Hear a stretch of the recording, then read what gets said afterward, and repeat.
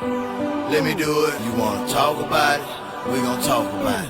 You wanna talk about it? That Hollywood of the South. We gon' talk about it. That Hollywood of the South. We gon' talk about it. That Hollywood of the South. We gon' talk about it. That Hollywood of the South. Hollywood, Hollywood, Hollywood. Let me do it. WCEG, Hollywood of the South. We gon' talk about it. That Hollywood of the South. We gon' talk about it. That Hollywood of the South.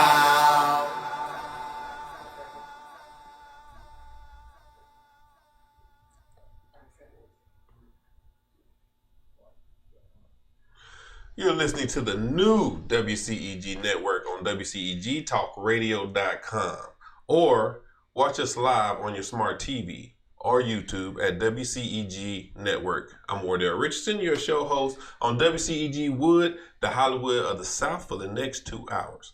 We're the worldwide community empowerment group where we speak life into the community. Like us on Facebook, follow us on Twitter, and on Instagram at WCEG_talk_radio. That's WCEG_talk_radio, and at WCEG Network. That's WCEG Network. Join the conversation. Call in or Skype us at 678-619-1402. That's 678-619-1402. Ask your questions, make comments, or voice your concern right here at 678-619-1402. Last but not least, the topics and opinions are those of the show hosts and guests and not those of WCEG Network. Thank you for your continued support. Once again, I'm Wardell Richardson, actor, producer, director here in Atlanta. Thank you for tuning in. Well, I got a great show for you guys today. I've been looking forward to this. I wanted to do this last year, but it just wasn't right, so I had to bring it in 2020. And if y'all seen that video that I posted on my Instagram, you're gonna see here the creator of that video, which was which I really didn't know what I had to do till I got to set. I knew a little bit, but we're gonna touch on that. Before I introduce my guest, ITEE's annual Youth Excellence Award Show 2020 is April 19th. Formal attire at the Port of Sanford Performing Arts Center, 3181 Rainbow Drive, Decatur, Georgia, 30034. I'm the host of that event. We had it last year. It was one of the most spectacular events I ever had. We honored children in all categories of the spectrum, from singer, rapper, instruments. They preached, some of them were multi-million-dollar business owners at the age of 13. We had people who were speakers. We had people who was in Olympics. It was just an amazing experience. All the kids there was talking about how it was the best day of their life. They came in limos. They had red carpet treatment. It was awesome. So if you missed it last year, you have got to be there this year. I love messing with the kids. I become a clown when I hit that stage with them. So they asked me to come back again this year. It's going to be a great time. To get tickets, go to eventbrite.com, ITEE's Annual Youth Excellence Awards 2020 to get your tickets. Red carpet is from 3 to 4 p.m. and we go into the show right after that. So it's going to be a great show. Coming February the 29th, Keisha Rivers, who came in the studio a few weeks ago, her stage play, Mama They Didn't Mean It, will be at the Port of Sanford, I think it is, on February the 29th, and it's based on her real life events. So she came in the studio and shed some light on her experience in the business, growing up, the abuse, and everything that she went through, and she put it all in the stage play. And I will be there in the building, so will Penny.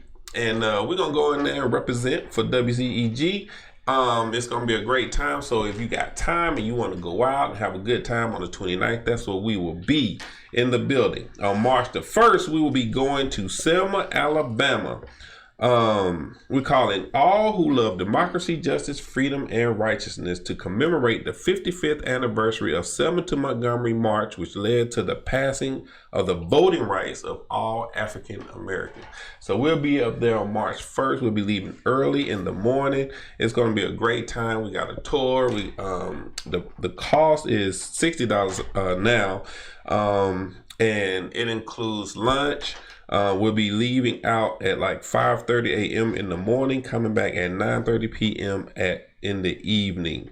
You can pay cash, check, or money order, or Cash App to Voter Empowerment Collaboration.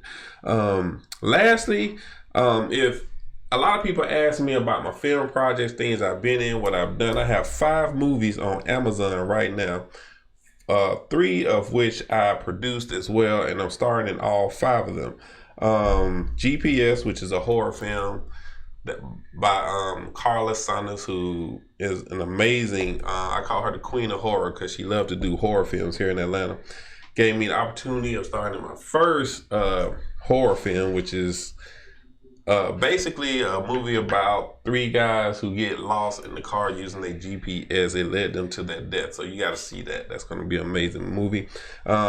Addiction by Subtraction, which is a psychological movie. Addiction by Subtraction, which is a psychological film I did with the late great Tommy Ford. He played my father in that. It's a movie depicting a guy who created a pill that messes with your id, your ego, and your superego. And I'm testing it on myself while I'm involved with different women. So it's a crazy film. And if you're into something like that, that'll be something for you to watch. Then there's a movie called Greed, which is about 5 guys who, it's an action film, 5 guys who are mercenaries. They have regular jobs during the day, and their other job is to go to different countries and kill off people, take their money, and come back to the States. But there's a trick to that, and you'll see it if you see the movie Greed. Then there's Flesh, which is a movie based off human trafficking about 3 brothers who are all on different sides of the law. And it has an incredible twist in it, and I'm not going to get that away, but if you love something like that, that is definitely rated R. There's some rape scenes and stuff like that in it. So if you want to see something like that, please go check it out. It's a great project. And then there's the romantic comedy, The 30-Day Rule, which is about 4 best friends, 1 girl and 3 guys, and she bet the 3 guys that they couldn't go 30 days without having sex. And the drama continues. So it's a funny film. I've gotten awards for that movie. I also produced that movie. It's a lot of fun, and you'll laugh all the way through it. Last but not least, on TV right now on Aspire TV is the movie called The Last Time, the domestic violence film that I also starred in and produced. It's airing right now. It's a 4-time award-winning film. So if you didn't see it, you definitely want to see it. It's the last movie that Tommy Ford once again was a part of. 2 weeks later, he died after he shot the scene for our film. And that was a very, very hard thing because he was a good friend of mine. I asked him to do it, and he came and was a part of the project when he had so many other obligations. So, shout out to Tommy. He was a great guy, and he's truly, truly missed. On that note, I think I'm done with upcoming events. I want to get started with my guest here. So, once again, like I said, if you've been on my Instagram page or Facebook, you saw during Valentine's Day, I put up a slight little sexy scene with the lovely Andrea Poe, and it came out really well. I didn't know how it was going to come out. I saw it and I was like, whoa, that's nice. But it was a really good project, a little scene to do, and it was something done especially for Valentine's Day. And that creator of that is the one and only, the lovely Courtney Arlett. What's up? What's happening then? What's going on, Charlie? And I want to also introduce the director of that project. She's awesome, man. The work that I see her do when I'm on set and everything, she's very professional, handling her business. Ms. D. Thomas. Thank you. What's going on? And the leading lady of Pretty for a Big Girl. I started following her. I'm like, this woman doing everything. She's like the curvy supermodel out there and doing her thing. So, Nzinga, Imani, how you doing? I am wonderful. Favor. Thank you. I appreciate y'all for coming on the show because all of y'all have been a little bit about.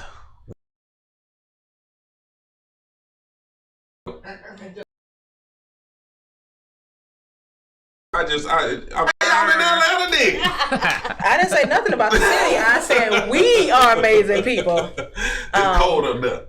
It is cold. It's like 2 seasons, cold and hot. Ain't no in between. But I moved here when I moved here years and years ago, and it was. I ain't trying to tell on myself, but it was like, oh, we're gonna go visit your brother in Atlanta, and oh, we're not going back to Chicago. So that's pretty much how I ended up being here, and I've been in Atlanta on and off since then. So you go back and forth? I don't go back and forth as much as I used to. Okay. But we used to go back and forth between like Mississippi and Chicago and Atlanta all the time. Okay. Either summertimes. Tried to avoid the winter because it was cold. And if you've never been up north to Michigan or Illinois or Indiana in the winter, just go one good time. I did. And my tears froze from the cold. Yeah, absolutely. I said I'll never go back in the winter again. I mean, even the coats that they make down here are different. You can't wear a coat that you buy in the South up north when it's cold because it ain't gonna do you no good. It does you no good. It's like going outside with just a t-shirt on. Probably less than that, right? That wind goes straight through you. No matter how thick you are, you get cold. You get cold. So how you liking it in Atlanta since you've been here? I like Atlanta. Okay. I do. I do not like Atlanta's bipolar weather because you have to dress for every season while you were here, or leave something in your car. Like a lot of people like to keep their car clean, but people are not correct. No, they're not. They never are. And regardless of where you go, it's always something like you need a coat, you need rain boots here, you need a fan. It's just a little bit of everything. It's 70 degrees one day, 34 degrees the next. Right. Clothes. So I was able to really just wear my summertime outfit in the fall here. So it's cool. All right then. All right, D. Thomas. What's up? What's going on with you? No, a little bit about you. So I'm from Lexington, Kentucky. Oh, and right. That should be pretty obvious of how I ended up in Atlanta. There's nothing in Kentucky? Is that why? No. I mean, we have Kentucky basketball if you're a college basketball fan. So, but no, actually, I always knew that I wanted to leave because I outgrew the city. So I had 3 choices, and Chicago actually was one. But it is cold. Yeah.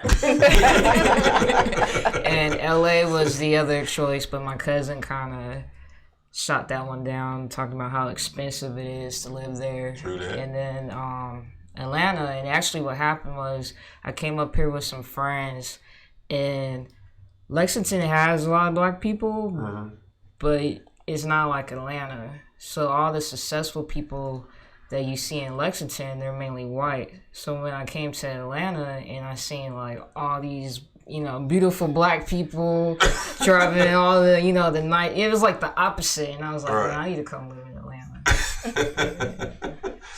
Well, Atlanta's a great place. I mean, a lot of people fake it till they make it, just like anywhere else. But, I mean, I learned that. Once I got here, I learned that. A lot of people faking it. Nzinga. Hey. Okay, so about me. She like, really? Okay. About me. I was born in New York, but I was there all of like 1 week before my mom moved us down to Atlanta. So I consider myself a Georgia peach. All right, then. I love Atlanta. It's really all I know, although people have been telling me I need to move to New York for Broadway or LA for just life. But I like Atlanta, but we'll see. Because you do a bit of everything, right? You sing. Yeah, Broadway is like the goal, so I definitely do want to move to New York, but I kind of want to do some stuff down here first. I feel like there's so much to do in Atlanta that I haven't touched yet, so it's kind of hard because New York booms, LA is booming, Atlanta's booming, and everybody in LA moving here. People in New York moving here. So it's like if you in Atlanta, you might as well just be bi-coastal. Right. And just go all over. And a lot of the people that I know who are from Atlanta will move to LA for a week and then get booked a major role in Atlanta and move right back. Right. So maybe I just need to go there for a week and, and book something big and then come on back. Maybe that's the trick to it. Well, they say, that the saying is in LA, everybody's an actor and they work part-time. In Atlanta, everybody work and they act part-time. So it's like, a lot of people don't take Atlanta as serious as LA for that reason. Yeah. And I get that all the time, especially when I go out there. They are very critical of Atlanta people. They are, but they're still booking us for major parts. They just don't want to book us from Atlanta. They wait till we get out there. They get their people and bring them out here. Yeah. And that's what we've been fighting for a long time. Yeah. But at the same time, Atlanta kind of make it bad for Atlanta because I've seen a lot of people, I auditioned a lot of people. And it'd be crazy. Yeah. I've seen some of the craziest things ever. You gotta put the work in. Not man. everybody takes it as seriously as I guess people from LA. Because when you're in LA, you're hustling. You got to because you'll be living in your car. Right. Whereas in Atlanta, they probably doing a little better. They don't have to struggle as much. They're not as serious. They're not putting all their money into going to classes and everything like that. Right. But that's some people. There are other people who are really out here nonstop grinding, class after class and play after play. So yeah, I don't know. That's true. Just gotta find the good ones. Courtney. Yes. How did you get into writing and, because you got a couple of films, quite a few films you've written. Yes. That nobody really know about. But you put out some, But we talk, you say you got a whole bunch of films that I do. wrote, I have quite a few titles. So what got you into writing? I started writing, I would say, grade school. And I did my first play in high school. Okay. Something that I decided that I wanted to do for church, of course. And I've been in the entertainment industry for over 15 years, but I've been doing a lot of theater. And I started to transition over. Come on, theater, yeah. And I started to transition over to film. And I knew it was time for me to transition because I would completely harass my friends when it came time for us to do the play. Because I don't like the plays where you see it's like it's set up for the living room, but then like 2 spaces in front of the stage is supposed to be the street. And then on the other side, it's supposed to be the alleyway. Right. I don't like that. So I would actually make them pre-record stuff. Okay. So in between like them going to change and us doing our transitions, we would have scenes that were pre-recorded. Oh, like so part movie and part. Right. Gotcha. And I love the idea of theater because it's personal. I feel like every actor should have experience in theater. Absolutely. Yeah. You should have a background in theater. Yes. My transition from theater to film was an interesting one because I was used to learning the entire show. Right. And you have to know what you're doing because you got one time to make it happen. And then I started to transition into film, and we had leading people that didn't know their lines. And I was confused because I was like, it's a page. Why don't you know your lines? Right. So, it also makes you do character development a lot faster when you do theater. Yes. And it makes you aware, in my opinion, of the people that are around you. Because I have to know Nzinga's line if we're in a show together. I have to know Dee's line. I need to know what your character is doing and how I should respond to your character. So it's been over 15 years of doing that. And I was blessed enough to be surrounded by people who also wanted to do it. So it's kind of like, I'll help you on your project. You help me on my project. Okay, what do you have to do this time? All right, let's go. And then I would just kind of meet people and be connected. And Courtney, I think you should come and help us out with this, which is how I met Dee, helping a friend of our with his project, Jason. And then you just start the whole process of saying, okay, we think alike, we're moving alike, let's grind now together. Right. So it's been over 15 years. That's what's up. Now I agree with you with theater because I started off in theater, and theater is difficult. Like once you get hitting that stage, it's no cut. Yeah. It's no let's start over. It's all go. And if you don't know the other person's scenes, lines and your lines, you gonna miss it. And there's times where the actors have to help each other out because you'll forget your lines. And I tell people all the time, you're going to see the same play 3 times in a row. It's going to be different every time because somebody's going to forget their lines. I went to see a play not too long ago, and I was sitting there, and the woman who was the lead person, I don't know what was going on. She was forgetting her lines or something, and the other people were sitting there looking at her like, okay, it's your turn. I'm like, really? I couldn't help her? Right. You know? But, you know, at the end of the day, that comes with training, you know, and a lot of people don't get the proper training when they go and do these things, and that's why, you know, I tell people all the time, just go to theater before you go to TV, and you will see how well you are as an actor really quick. Yeah, absolutely. Because even outside of learning lines and like doing the right line, it's the delivery of it every time based on the audience. Like your environment changes how you deliver something. So even if they don't forget a line, that play is going to be different because emotionally you're connecting with different people in the audience. Absolutely. And it's amazing. For me, there's nothing more rewarding than doing a live theater show. So theater is your passion. That's my passion. Okay. If it paid as much as film does, we would I would be straight no theater. Competition. But it's no competition because when it comes to theater, you're in rehearsals and you're traveling from here to here, and then you have like this show and whatever money you make off of this show and this time, that's what you got. Whereas film, you can do so much more with it. Yeah. So. And that's what got me. When I got the film, I was like, okay, this is it for me. I love it. But I love theater. It's just, for me, in theater, a lot of people don't have the passion that everybody else does. And so, like, when you go to set or rehearsal and you rehearsing and the person you with not prepared, then it's like, dude. I mean, but that's like that on film, though. I mean, I have been... And that's I think the difference between, for me, film and theater, you have no other choice but to rehearse. Yeah. Right? When I say background in theater, I'm talking about like full musicals where you were in there. Rehearsal starts at 11 a.m. Sometimes we're not leaving until 11 p.m. You take an hour break and you were constantly working because at the end of the day, theater makes you think on your feet. If I forget a line and Nzinga knows my part, she now has to make an adjustment to what she's going to say so that what she says now makes sense. Because if what I had to say before her was key and I drop it, she can't just say the same thing. But with film, I think that a lot of times people get complacent. And it's like, oh, well, we can do another take. We can fix that in post. Don't worry about it. Like if you in theater and your mic goes out, that's it. Ain't no pausing for somebody to come and fix your mic pad. You better speak up. You better project. Yeah. But I think that the reverse is when you go from theater to film, you have to learn to be consistent. You have to learn to be concise.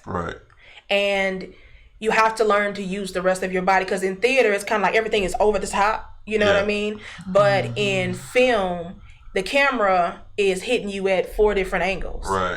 And you have to be conscious of what you are doing at all times because it's going to be picked up. My biggest challenge from going from theater to film was bringing my voice down.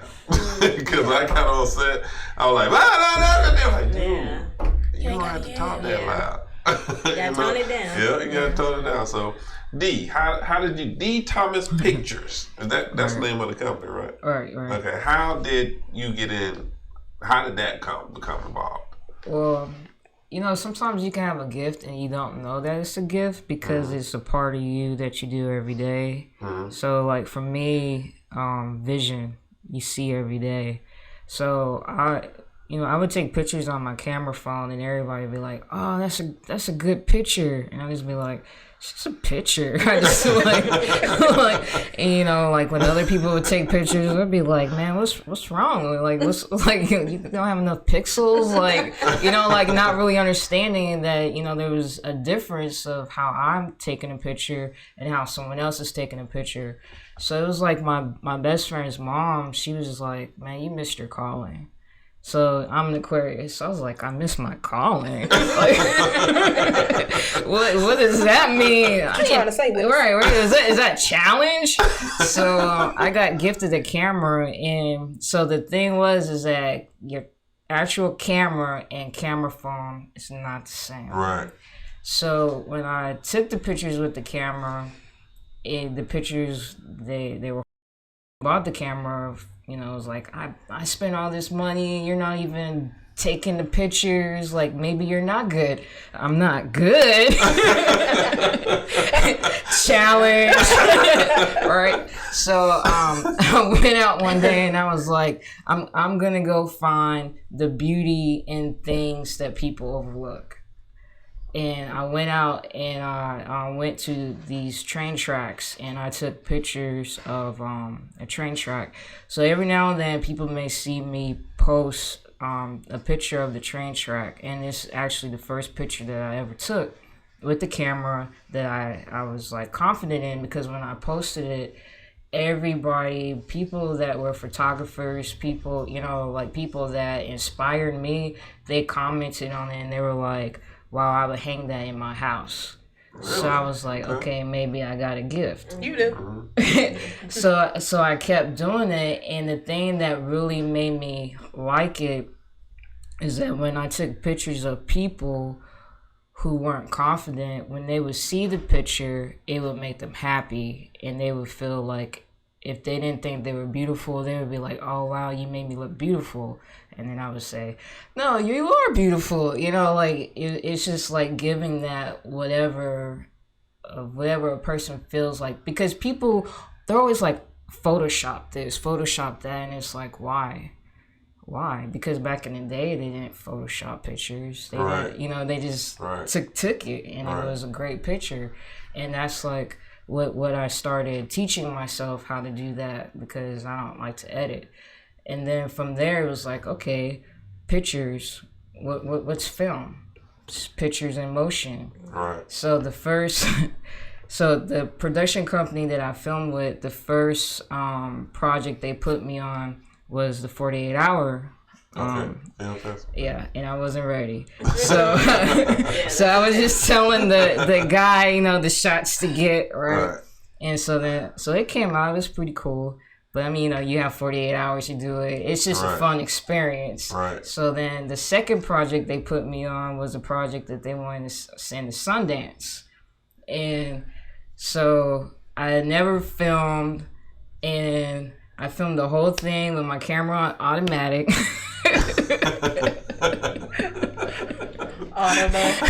On auto. I didn't know. So the person that edited it was like, so D, you never film in auto. And you don't use the kit lenses. So I was like, challenge. Right? So every film, it was always like looking back, okay, so challenge, I can be better. So basically you taught yourself. Yeah, I taught myself. Yeah. All right. And so it's a little bit of a slow learning curve because I taught myself, but because I'm Aquarius and I want to be the best, so it's like you just keep doing it. And I broke off from the production company because Aquarius leader. Okay, what's that? Well, you've been saying Aquarius for a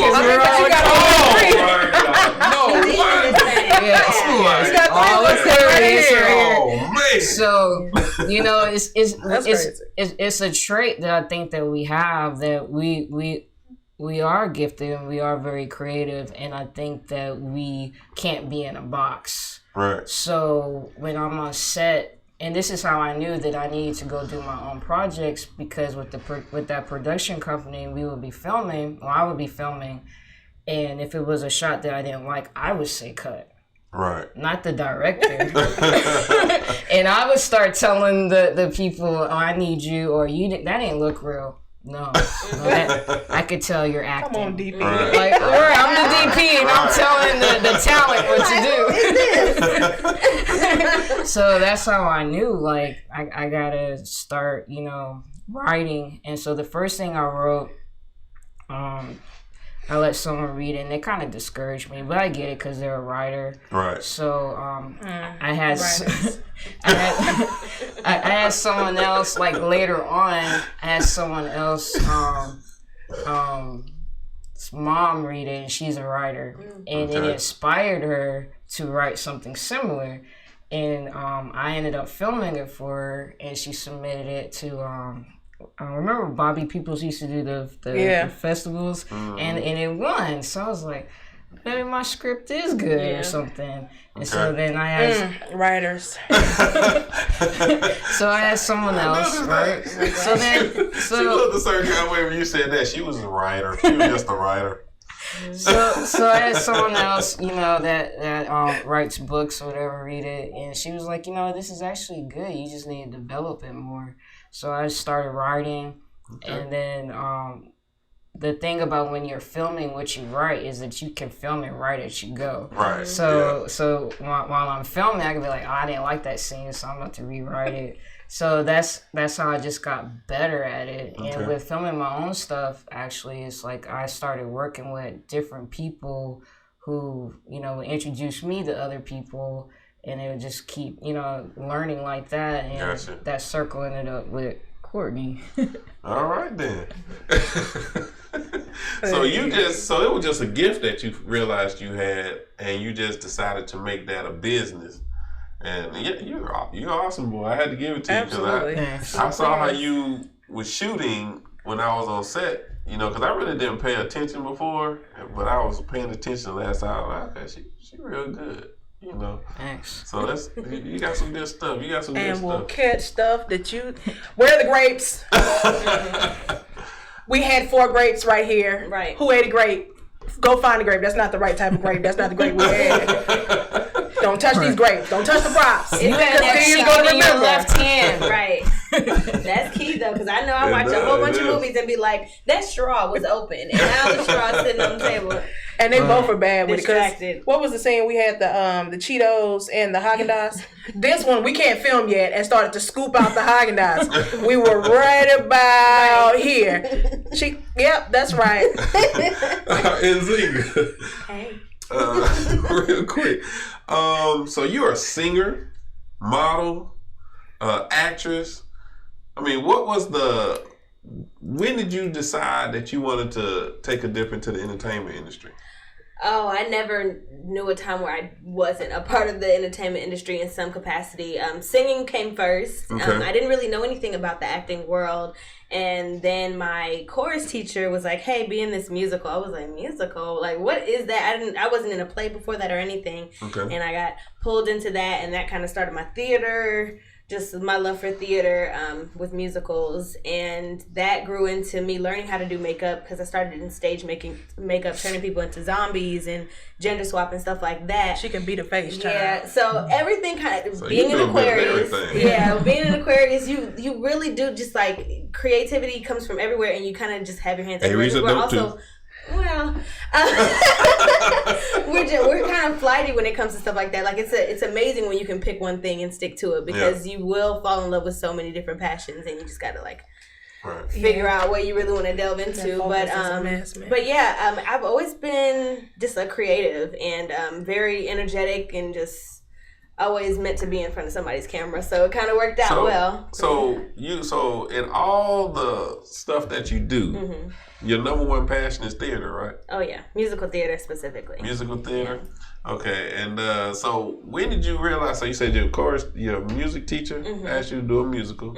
How was that the first time you tried? It was amazing. I mean, just the singing, the dancing, the acting, and bringing the music to life. Like, it was just nothing like I hadn't seen anything like that before until I was a part of it. So that was kind of crazy, and it was like Seussical the musical, but that story is so deep. I know it's like it's Seuss, but it was really a deep story. I mean, it talks about cosmetic surgeries and all types of like really deep things in that in that story. So I don't know, it just like touched me. From there, I just kept on going and trying out new plays, and I've worked at Port of Sanford a lot, doing a lot of shows there too, and I just love it. And then I love the community, like just especially the Black community, how we come together and create this beautiful art together. The collaboration in itself is just so amazing to me. So that's why I fell in love with theater, because I feel like that is a huge collaboration that changes every time you perform, because you're interacting with the audience as well. Yeah. I mean, I love theater. It's just I think the rehearsing schedule is the hardest for me, because I'm so busy, and if I can't commit to it wholeheartedly, I just can't do it. It's just me. But it depends on who you work with too, because a lot of times I'll work with like Step Stewart, and we'll have a week of rehearsal, and then go straight into a play. But it's because he knows his people, and he gets you together, and you're on, like, and he'll sell out show after show after show after we only rehearse for a week, and I love it when we can do that. But then there's other plays where you're rehearsing for 2 months, for 2 days, for 2 days. People are changing every 2 days, right? Oh, that's the biggest thing, because people won't really truly commit, and then they're like, "Oh, well, I can't be there that day." What do you mean you can't be there for that performance? And like, that's what I was saying at first, right? Yeah. Because I was asked to do a play this week, next weekend. And because one person said they wasn't going to be able to make the play. So I said, and it happened to be on a day that I had something to do. So I said, I won't be able to do it. And I hated to tell them no, because that person has always looked out for me and stuff. But I feel like he was plotting, y'all. Whoever it was that asked him to do it, he was like, I'm going to tell everybody no, I ain't doing no more plays. So Courtney. See, he called my name.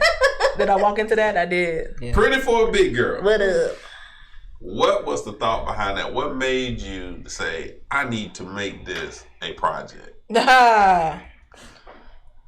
Okay, how much time we got? I've been chunky a long time. Okay. Plus size, voluptuous, whatever you want to call it, for a very long time. And I've always heard, oh my God, you have such a pretty face. Oh, you're so pretty. You're so pretty. You're pretty for a big girl. And then it got more frequent when I got into high school, and guys were like, oh my God, I ain't never really dated a big girl before, but I date you though, you know what I'm saying? Because you're pretty for a big girl. I mean, you just hear it. I would get it from strangers, and it's not really a compliment. Yeah. It's like saying that you are handsome for a dark skinned guy. Right. I don't need you to put a comma behind your compliment. Yes. Right. So I was actually on set for another project, and I have a group of friends who are all a little special in the head. And we have a group chat.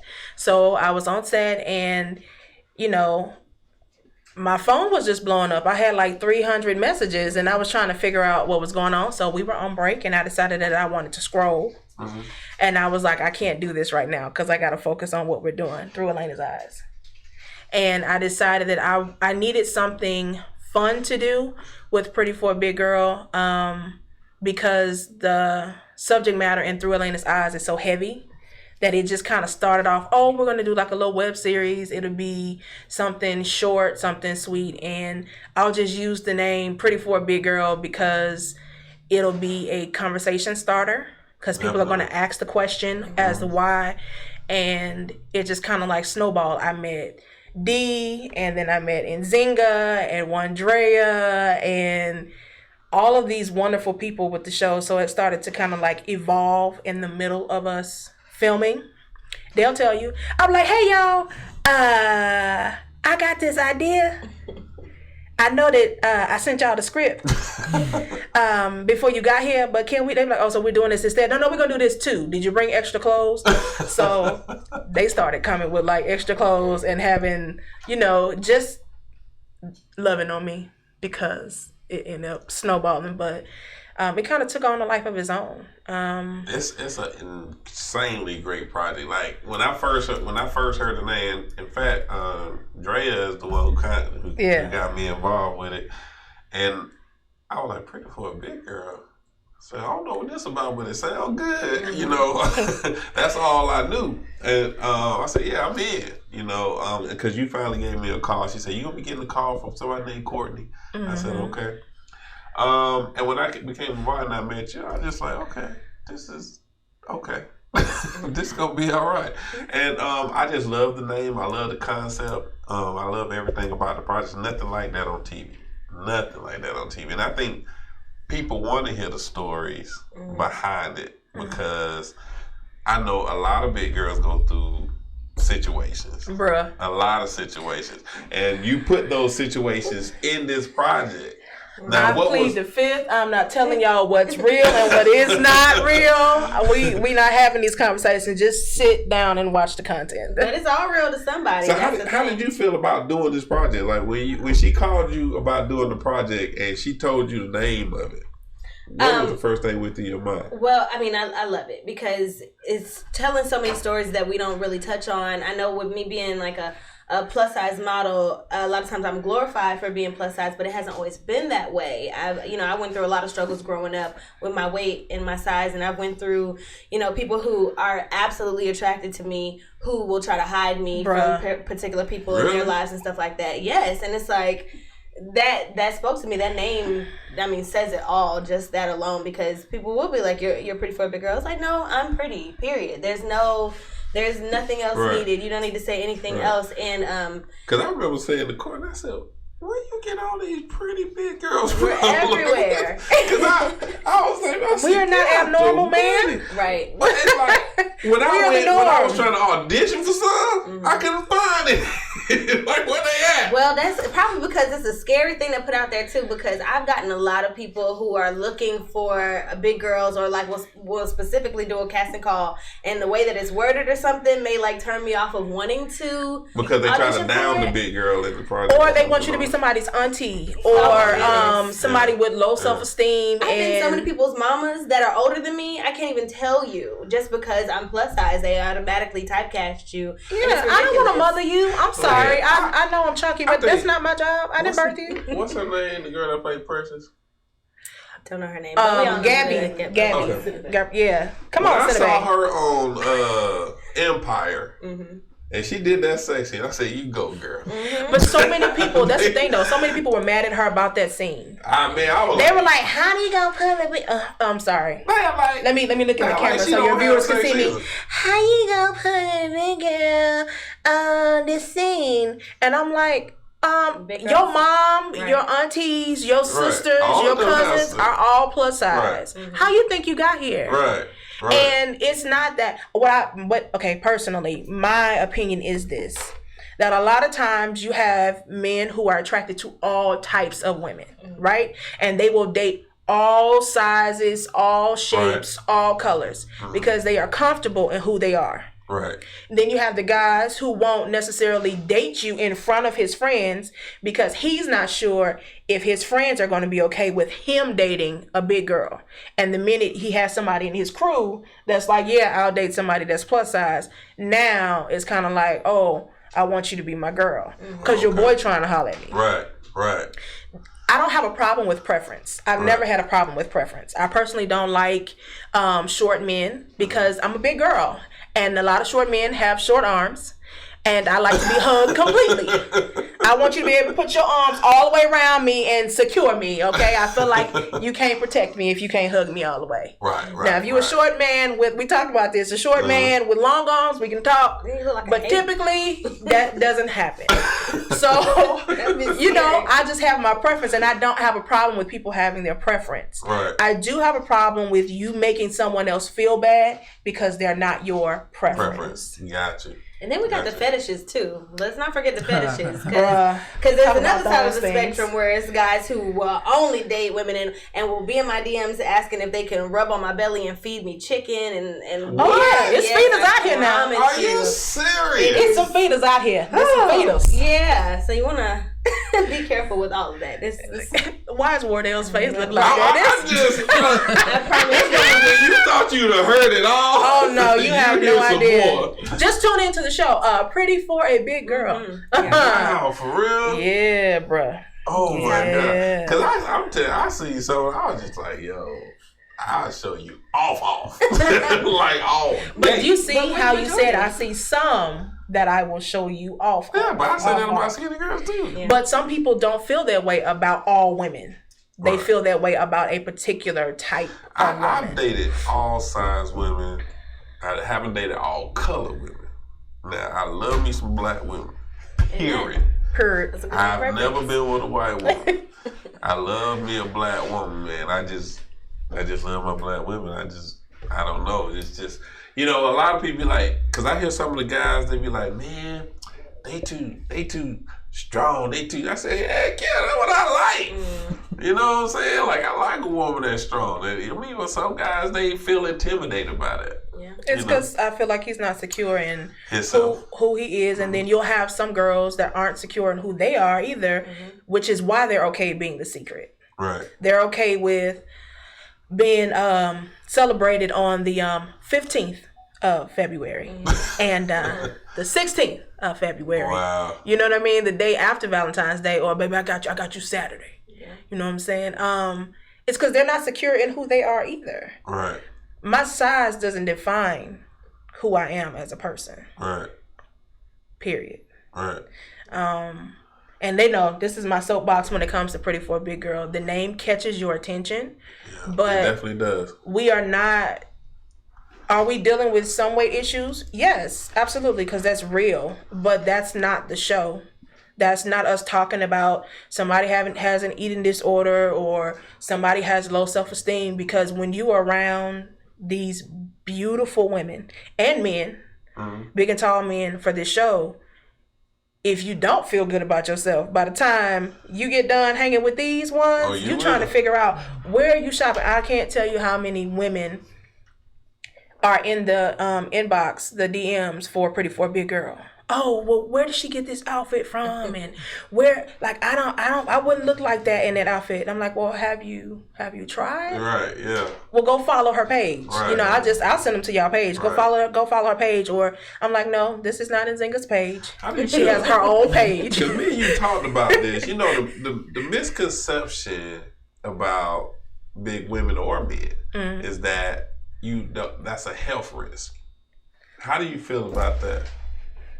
Who want to go first? Lord, you go ahead. I feel like being overweight is a health risk. Okay. I feel like being underweight is a health risk. Absolutely. I feel like there are people who are right on the money who have health issues. Yes, you're right. So you can't assume because someone is plus size that they have any kind of health issues. You also can't assume just because someone is small that they are healthy. Right. Because I've seen everything on both ends of the spectrum. I can speak for myself. I had my doctor, well, he's not my doctor. I had a doctor tell me he was basically surprised that I did not have, at my size, hypertension, diabetes, high cholesterol. And he said it in a way like, but you can end up, and I'm like, sure can. In the same way, it looks like I can get into a car accident when I drive my car, and the same way I can get into a plane accident if I get in a plane. At the end of the day, you don't know what people's struggles are. Some people wear their weight as trauma. It's the traumas that they've experienced in life. Some people do have health issues, but it's not weight-related health issues. It's other stuff. Someone may have thyroid issues, or someone may be dealing with depression and they gain weight from taking the medicine from depression. Because I know prednisone makes you gain weight, and a lot of people on prednisone. Like, and I know some women who from hell. That's what that is. who were smaller and they had a baby or two, and they just could not get their bodies back the way that they were, and they got depressed, and they were dealing with all kind of issues because now they can't keep up the standard, the idea that you have to look this way in order to be accepted. Right. So, we've talked about the show extensively, and I know that one of the things that we're going to hear all the time is that we're glorifying obesity, because we are, one, calling ourselves Pretty for a Big Girl, and two, we have all of these different size and shape people on the show. No, I am showing people that you need to love yourself where you are. Exactly. Right. When people learn to love themselves where they are, any changes that they may need to make for them, they're more willing to do it. But you got to start somewhere. You have to start where you are. If you dislike the skin you're in, you're going to self-destruct. Yeah, I think what you're doing is setting the tone for people of all sizes, all races, like, because a plus size woman can feel good about who she is, then it's like, why can't I feel good about who I am? You know, and other people in different sizes. Because there's some people who are average size and feel insecure. They want more weight, or they want less weight, or they, you know what I mean? So I think y'all are setting the tone for all of that, you know, with this series. D, when she approached you about doing the project, what was your first thoughts about it? Courtney can approach me with anything, and I'll be game for it. From the first project, when Jason was our connect, and Jason was like, because Jason has worked with me on, and anytime I'm like Jason Louder, yes, yeah, Jason that's Louder, Boo Baby. Yeah, that's a cool. He always comes through for me when I need him to play a character in one of my films, and so one day we were just talking, and he was like, the way that you see, I know somebody, because he was talking about a project that he's working on. He was like, I got a writer that's writing the script, and he kind of told me about it, and I was like, yeah, that sounds interesting.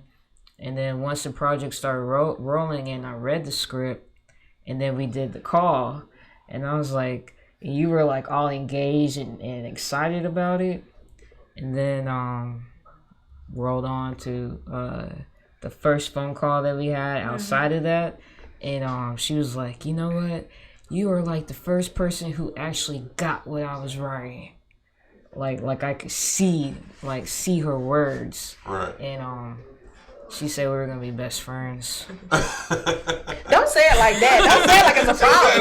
Don't say it like it's a problem. We said we're gonna be best friends. I mean, that's why I said writer. What he was saying earlier, because you know, as a writer, and everybody at the table know what I'm talking about, you get an idea in your head, and the hardest thing is to be able to put the idea down where someone else can see exactly what you were saying, not what you were trying to say, right, not in between. So the project that we were doing, I was the writer for the project, and Jason was like, well, I got somebody dope that I really want to connect you to. I think it's going to be great. And I was like, okay. And I wrote the project and sent it on, and we had the conversation, and I was like, D, do you have any questions? D was like, no. And I was like, you have no questions? You have no questions at all? D was like, no, because when you did this here and you did this here and you here, I was like, bestie. D was, and then now D goes around calling everybody else the best friend, but it's okay. So soapbox. So what Courtney would do is she would tell me, you know, about the other things that she either wrote or she's thinking about writing, and I would, you know, because I'm very visual, so I visualize everything, and everything's like amazing. I'm just like, pick me to direct it, please. So when she was telling me about Pretty for a Big Girl, already the title is a catcher. I'm like, yes, because you hear people say it all the time, except for when I hear people say it, I'm like, you're not complimenting them. Like, that's not cool. Like, why? It's like saying you got a cute baby. But really, that's what people say because they can't say, you know, what they really like your dad. Right. You know, so it's like that's not a compliment. So when she was telling me like a little bit of the backstory and the things that she went through already, I'm like, yeah, because I like projects like, you know, where you get to make people aware and they don't even know that they're learning something, you know. So she, you know, was telling me that, and then she started telling me other stuff. So I can't say what's real and what's not. That's right. Right. Keep it to yourself. And like literally, like I'm on the phone with her and I'm laughing. Yeah. Just laughing. Like what? Like this is what we're gonna put in the show. Like this is gonna be great. It didn't happen for real. Yeah. I plead the fifth. But you know the best thing about Pretty for a Big Girl is that like everybody like they see the finished product. But they don't know what's going on, right? As we're filming, they don't know the waiting, like the laughters or all the hugs you're gonna get on set, right? Or, you know, it's just like family and a lot of love, and then I don't know. Like it's just a great. Yeah, I had a great time when I was on set, man. It was this. y'all are hilarious. Because D has an amazing eye, and when you see good chemistry, great chemistry between a DP and a director, when you're comfortable to walk out the room, you're good. And then combine it with actors and actresses that know what they're doing, like they'll tell you, I go do other stuff. I'll be like, I'll be back. Why? Because when you can trust someone to bring, because they're not just representing what I wrote, they're representing themselves. Right. And Nzinga has stake in the story because there are similar storylines that are parallel to what I wrote and what Wandrea went through, and anybody that's not considered to be norm.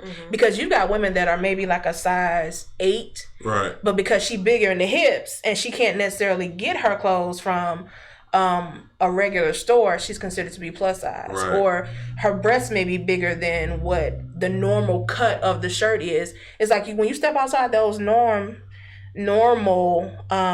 lines and you starting to have to go and find clothes, and it's clothes, dealing with people, how they treat you, what you're perceived as when they first see you.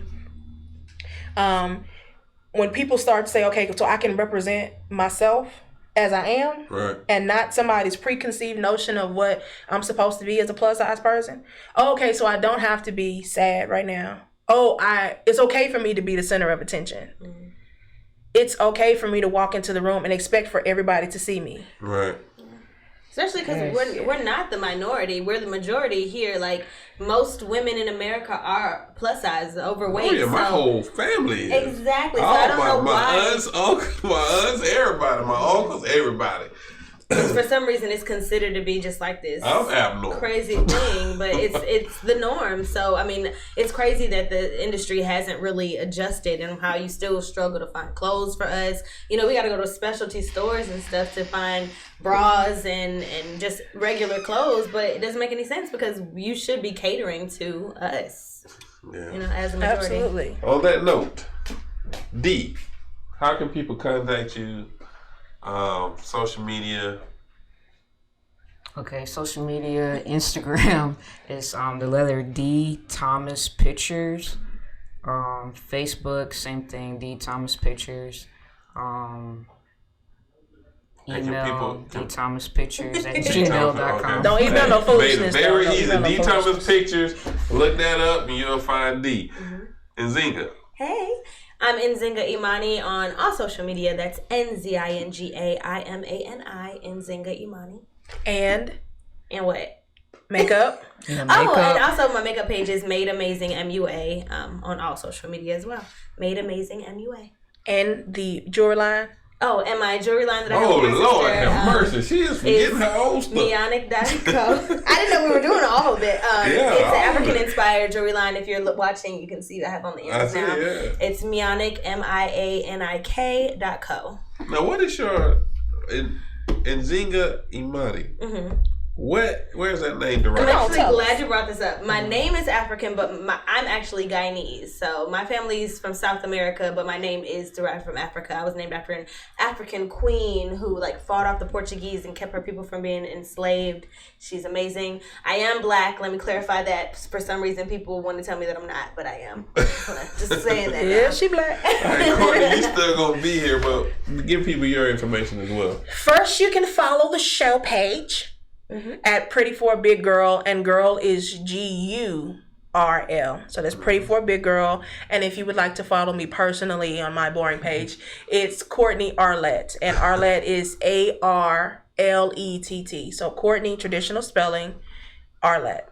All right, and you heard it here. And the Lockett Productions and all that. You heard it here from the creator of Pretty for a Big Girl, the director of Pretty for a Big Girl, and the lead actress of Pretty for a Big Girl, right here on WCEG We're going to go to break for about 10 minutes, and we'll be right back. See you in a minute. Yeah.